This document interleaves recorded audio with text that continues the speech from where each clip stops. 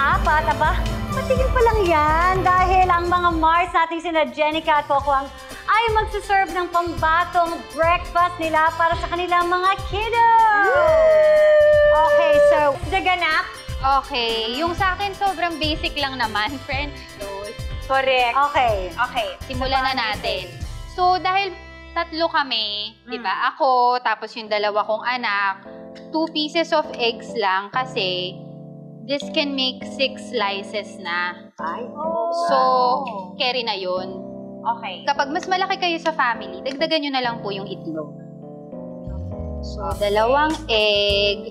Ayan. Tapos yung yan. Tapos, lagyan lang natin ng asin.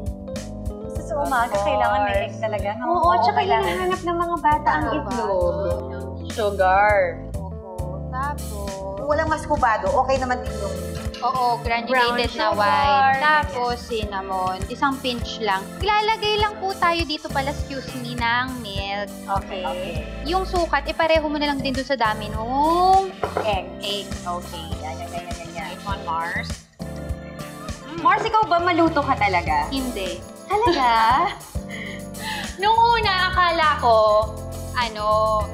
when I had my first child, sabi ko, masipag akong magluto, happily ko ginagawa lahat ng house chores because I've been a stay-at-home mom for 6 years. 6 years na. So sabi ko, I really love doing this, ganyan-ganyan. Nung nagkaroon ako ng pangalawang anak, nabago lahat ng mga sinabi ko. Hindi na pala kaya. Yeah. Hindi na, hanggang isa lang pala kaya ko panindigan yung powers ko.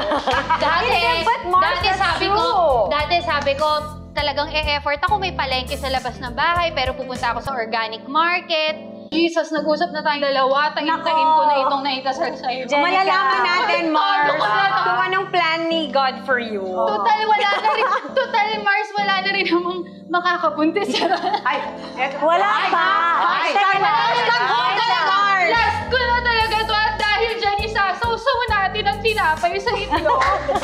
Ayaw po nating nababad ng matagal. Alam mo, bago pa tuluyan. Teka, mag-init muna tayo ng mantika, mama! Dahil natataranta tayo, dahil naisip natin kung paano tayo magkakapangatlong anak, Kahit lalagyan walang natin ama ng muna for mantika. now, okay. Maglalagay muna tayo ng mantika habang wala tayo. Teka, habang hinihintay nating maluto yan, may video kayo ni Malia na naglalaro kayo ng dress up as fairies. So ano naman ang difference ng motherhood with Malia and your panganay? Kasi malaki na yung pangalan mo. Uy, eto na nga. Si Ate May.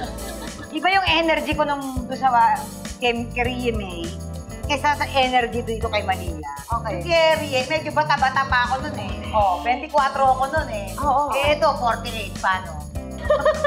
Actually, Mars, ang gusto ko malaman, yung difference, syempre, nung pinanganak mo yung panganay mo, iba yung mga gamit. Diba nung panahon ni Ria, talaga pukukuluan mo talaga ng manual. Correct. Talaga. Ngayon, pasok mo lang. Oo, tapos ilaw-ilaw na lang, di ba? Yung mga UV channel na lang. Oo, UV, kineso, oo. Okay, Mars, may pa-avocado ka na dyan. Alam mo, sana all may pang UV kinemi. I'm sure meron ka yan, Mars. Mars, wala ako. Nagtigilan niyo ako. Nagpapakulo ako ng tubig na mainit. Talaga? Tapos pinapasok ko. Hindi kasi syempre, tumigil ako sa pag-aartista nun, di ba? 7 years. Simula nang nagkasawa ako,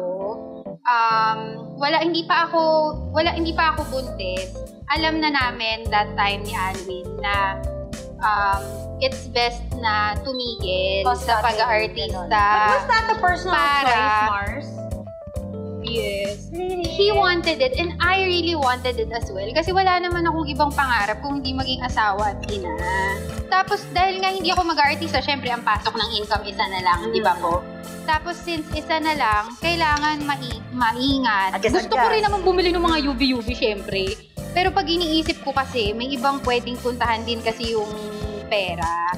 Kasi nga, isa na lang yung nagtatrabaho sa amin. And that's fine. Okay. Dito mo malalaman kapag bulok na siya eh. Kasi pati dito, It's gonna look okay. Meron na siyang darkening of the sides. Yes. Pero sabi, lalagyan mo doon ng lemon. Pag hiwa mo, pag medyo may tigitim, lalagyan mo siya ng lemon. Makokontra niya yung sa science yan, Ma Mars. Alam ko may siyensya yan.